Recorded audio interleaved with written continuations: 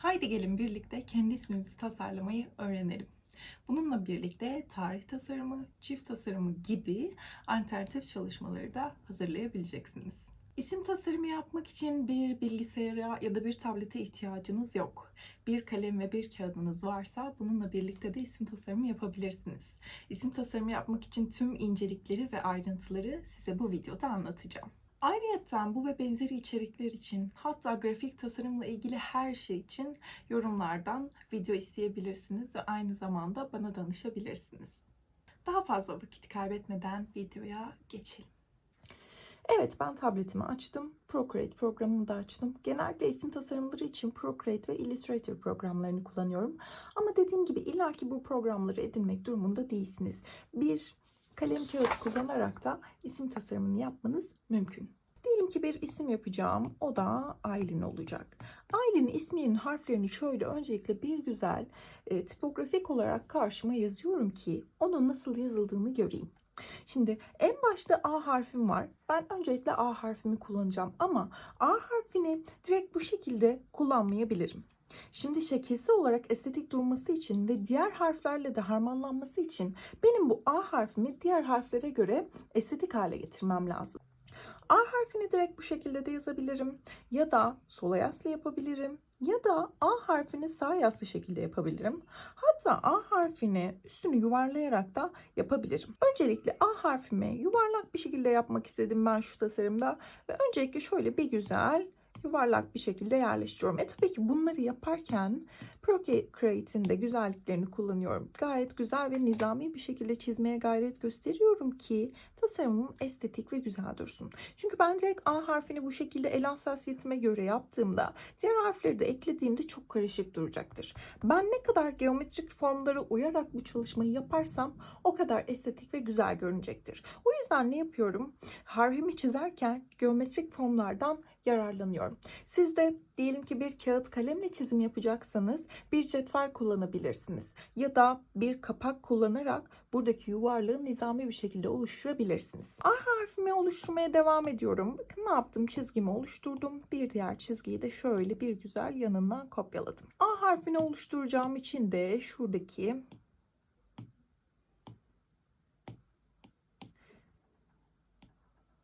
A harfinin alt tarafını da güzelce siliyorum. Hemen A harfimin orta çizgisini de yerleştiriyorum.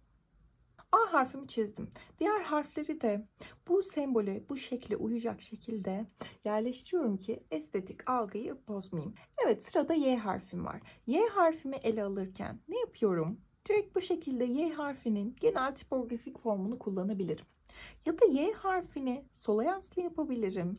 Y harfini sağa yaslı yapabilirim. Y harfini düz bir şekilde, yatay bir şekilde yerleştirebilirim.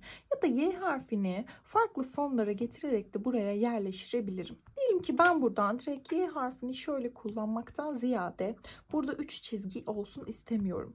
Ne yapıyorum? Y harfimi şöyle bir güzel dikey bir şekilde çiziyorum ve sola yaslı şekilde yapıyorum. Böylelikle oradaki formu bütünleştirmiş oluyorum. Harf birleşim noktalarında şu şekilde boşluklar bırakarak o birleşim noktalarını da ayırmış oluyorum birbirinden. L harfime geçiyorum. L harfine bakıyorum. Bu şekilde genel formuyla oluşturabilirim. Kenarını yumuşatabilirim ya da daha sert yapabilirim. Ya da tersten yatay bir şekilde yapabilirim. Ya da tersten L harfini direkt yerleştirebilirim. Ne yapıyorum? Hemen buraya uyacak şekilde yerleştiriyorum. Çok fazla ekstradan bir çizgi oluşturmadan dışına. Buradaki var olan çizgilerimi kullanıyorum ki üzerinde çok fazla çizgi durmasın ve tasarımımı boğmasın. Ne yapıyorum hemen? Şuradan bir çizgi indiriyorum. Sonrasında L harfimi şöyle getirip tamamlıyorum. Tabii bunları yaparken ne yapıyorum? L harfini geometrik formlarla birlikte yapıyorum ki daha düzgün ve estetik dursun. Hemen şunu geri alayım. Ben bunu hızlandırarak çizeyim.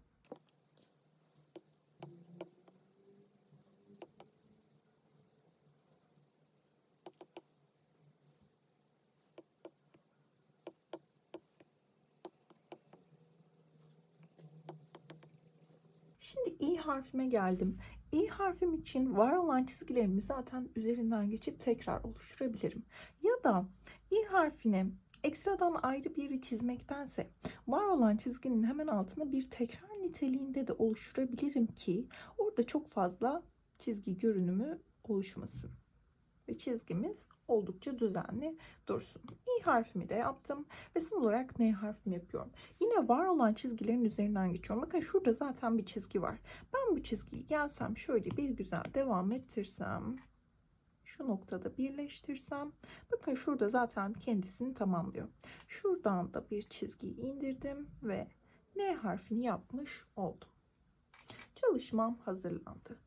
Aylin ismini tasarlamış olduk birlikte. Siz de bu bilgileri kullanarak kendi isminizi tasarlayabilirsiniz. Yine aynı şekilde bir kağıt ya da kalem üzerinde nasıl çizim yapabiliriz onu da görüyorum.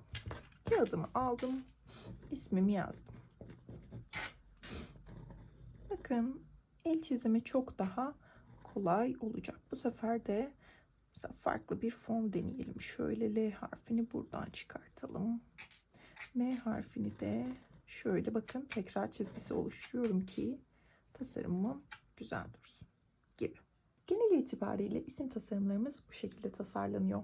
Daha detaylı her harf nezdinde açılım yapmamı isterseniz daha uzun bir video hazırlayabilirim sizin için. Kendinize iyi bakın. Hoşçakalın. Bu videoyu faydalı bulduysanız beğenmeyi, yorum yapmayı ve beni takip etmeyi unutmayın. Shorts ve uzun video attığımda bildirim almak için bildirim zilini açmayı unutmayın.